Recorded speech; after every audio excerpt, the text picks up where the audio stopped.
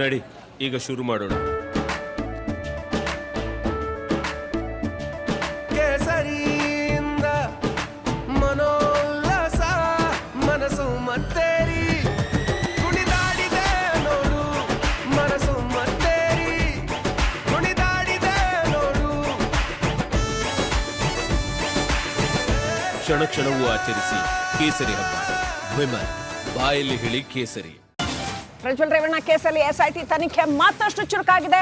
ವಿದೇಶದಲ್ಲೂ ಕೂಡ ಪ್ರಜ್ವಲ್ ರೇವಣ್ಣಗೆ ಸಂಕಷ್ಟ ತಪ್ಪಿದ್ದಲ್ಲ, ಅಲ್ಲೂ ಕೂಡ ಅವರನ್ನ ಪೊಲೀಸರು ಹುಡ್ಕೊಂಡು ಬರೋ ಸಾಧ್ಯತೆಗಳಿದೆಯಾ? ಯಾಕಂತಂದ್ರೆ ಎಸ್ಐಟಿ ರಾಜತಾಂತ್ರಿಕ ಪಾಸ್ಪೋರ್ಟ್ ಅನ್ನ ರದ್ದು ಮಾಡೋದಕ್ಕೆ ಮನವಿ ಮಾಡಿಕೊಂಡಿದೆ. ಈಗಾಗಲೇ ನಿನ್ನೆ ನಾವು ಹೇಳಿದಾಗೆ ಬ್ಲೂ ಕಾರ್ನರ್ ನೋಟಿಸ್ ಅನ್ನ ಇಶ್ಯೂ ಮಾಡೋದಕ್ಕೆ ಕೇಂದ್ರ ಸರ್ಕಾರಕ್ಕೆ ಮನವಿ ಮಾಡಿತ್ತು.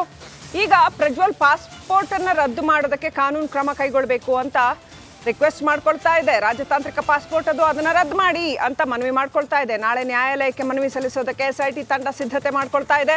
ಇಂದು ಭಾರತಕ್ಕೆ ಪ್ರಜ್ವಲ್ ಬರಲಿಲ್ಲ ಅಂತ ಅಂದರೆ ಮನವಿ ಸಲ್ಲಿಸ್ತಾರೆ. ಪ್ರಜ್ವಲ್ ಪಾಸ್ಪೋರ್ಟ್ ರದ್ದಿಗೆ ಕೇಂದ್ರಕ್ಕೆ ಮುಖ್ಯಮಂತ್ರಿಗಳೇ ಮನವಿ ಸಲ್ಲಿಸ್ತಾರೆ. ಸಾಲು ಸಾಲು ನೋಟಿಸ್ ಕೊಟ್ಟರು ಕೂಡ ಪ್ರಜ್ವಲ್ ರೇವಣ್ಣ ಬಂದಿಲ್ಲ. ಬಾರದೆ ಹೋದರೆ ಅದಕ್ಕೇನು ಕ್ರಮ ಕೈಗೊಳ್ಬೇಕು ಅದನ್ನ ಕೈಗೊಳ್ಬೇಕಾಗತ್ತೆ. ವಿದೇಶದಲ್ಲಿರಲಿ ಚಂದ್ರಲೋಕದಲ್ಲಿರಲಿ ಏನು ಮಾಡೋಕ್ಕಾಗಲ್ಲ, ಪರಿಸ್ಥಿತಿ ಹಂಗಿದೆ.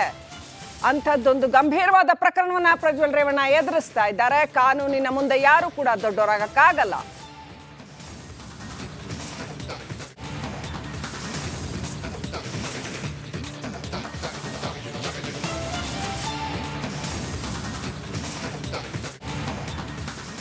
ಪ್ರತಿನಿಧಿ ನಾಗರಾಜ್ ಎಸ್ಐಟಿ ಕಚೇರಿಯಿಂದ ಹಾಗೂ ಸತೀಶ್ ದೇವೇಗೌಡರ ನಿವಾಸದಿಂದ ಸಂಪರ್ಕದಲ್ಲಿದ್ದಾರೆ. I go to Nagaraj first. Nagaraj, SIT team Prajwal ರೇವಣ್ಣಗೆ ಬಲ ಬೀಸೋದಕ್ಕೆ ಎಲ್ಲ ಸಿದ್ಧತೆಗಳನ್ನ ಮಾಡ್ಕೊಂಡಿದೆ. ಎಲ್ಲವೂ ಕೂಡ ಮೊದಲಿನಂತೆ ಸುಮ್ಮನೆ ಆಯ್ತು ಹೋಯ್ತು, ಇಗ್ನೋರ್ ಮಾಡದೆ ನಡೀತು, ರಾಜಕಾರಣಿ ಪ್ರಭಾವಿ ವ್ಯಕ್ತಿಗಳು ಇದೆಲ್ಲ ಯಾವುದೂ ನಡೆಯೋದಿಲ್ಲ ಈಗ ಅಂತ ಹೇಗೆ ನಡೀತಾ ಇದೆ ಎಸ್ಐಟಿ ವಿಚಾರಣೆ? ನಾಗರಾಜ್.